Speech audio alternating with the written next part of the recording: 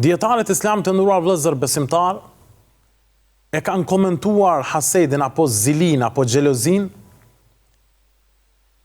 si një sëmundje e rrezikshme shpirtërore që mund ta kaploj secilin prej njerëzve.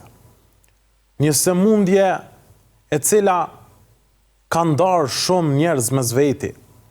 Një sëmundje e cila ka sjell dëme të fuqishme në mesin e njerëzve. Xhelozia është dëshira e flakt e njeriut për ta larguar ndonjë prej begative dhe mirësive të Zotit tek pala tjetër. Ose dëshira e flakt e njeriut për ta kapluar palën tjetër ndonjë fatkeqësi.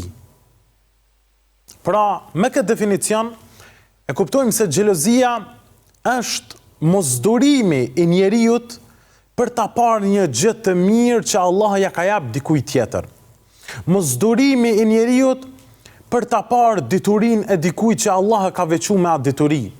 Mosdurimi i njeriut për ta parë dikë që ka bërë pasuri të shumtë e ky nuk ka pasuri.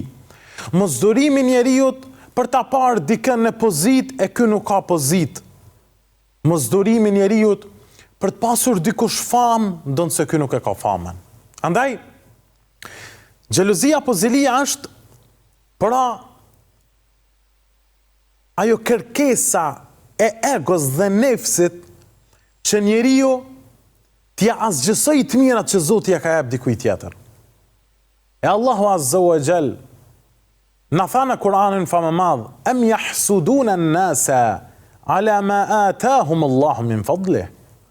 Tha, apo i xhelozoni krijesat e Zotit që Zoti ja dha ato të mira, e ju po i xhelozoni ata?